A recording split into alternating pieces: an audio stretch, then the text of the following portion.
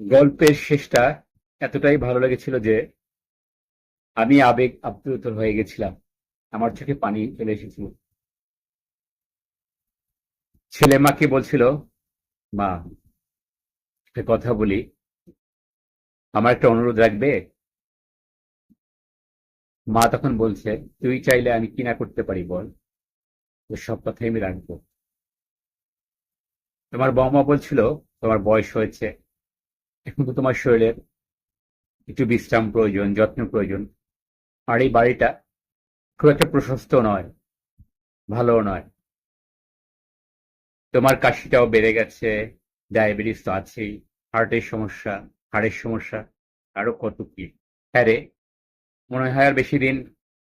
ছি ছি মা, কি বলছো? থামো তো। তোমার সবসময় তোমাকে দেখাশোনার জন্য, তোমাকে টেক কেয়ার করার জন্য কাউকে রাখতে হবে। আচ্ছা, তাহলে আমাকে গ্রামের বাড়িতেই পাঠিয়ে দে।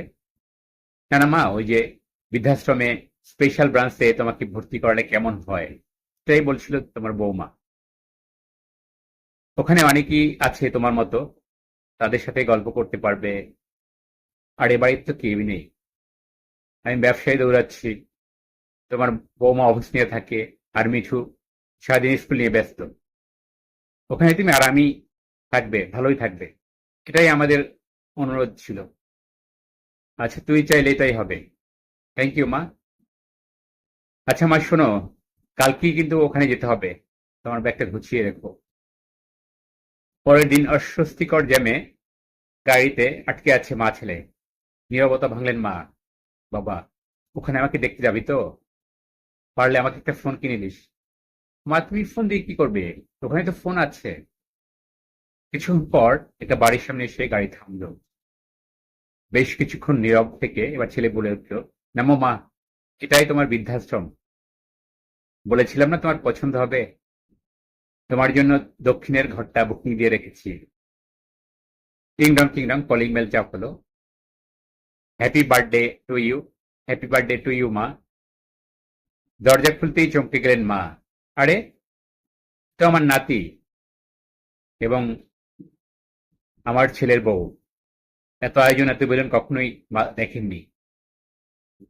কেউ তাকে এভাবে কখনোই জন্মদিনে উইশ করেননি।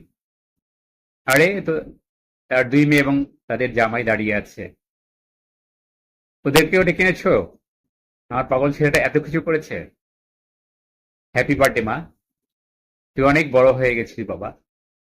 মা কান্না ভেজা কণ্ঠে, আচ্ছা, এটা কার ঘর? বাড়ির ফলকে নাম দেখনি। বাড়িটা বাবার নামে রেখেছি মা। পুরো বাড়িটাই আমাদের, তুমি খুব আরামে থাকতে পারবে। তুই না, এমন কি কেউ করে? কান্না ভেজা কণ্ঠে মা জোরে জোরে মাথা নাড়লেন। আনন্দে কথা বলতে পারছেন না মা, মা আবেগ আপ্লুত। আয়োজন শেষে ঘুমাতে যাবে, পিছন থেকে মায়ের ডাক। হাতের ব্যাগটা হাতিপাতি খুঁজে একটা কৌটা বের করলেন, ছেলের হাতে ধরিয়েও দিলেন। নিয়ে, এটা আর দরকার হবে না, ইঁদুরের বিষ ছিল। চিন্তা করছিলাম, তুই যদি সত্যি বৃদ্ধাশ্রমে রেখে আসিস, তাহলে সেদিনই খেয়ে মরে যাব। দূর মা, কি যে বলো।